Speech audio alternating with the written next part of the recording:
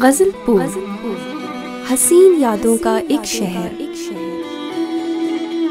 उर्दू हिंदी की लाजवाल शायरी को सुनने के लिए गजलपुर को सब्सक्राइब करें, लाइक, कमेंट और अपने प्यारों के साथ शेयर करें। यूं ही बेसबब न फिरा करो, कोई शाम घर में रहा करो।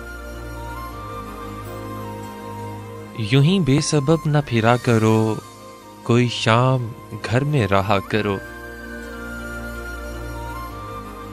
वो गजल की सच्ची किताब है, उसे चुपके चुपके पढ़ा करो।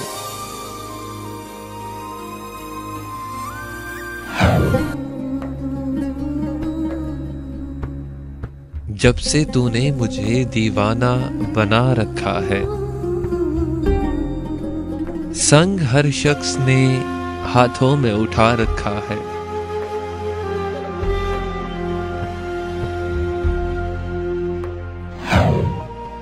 किरियाए जामे कोई फूल खिलाने आए,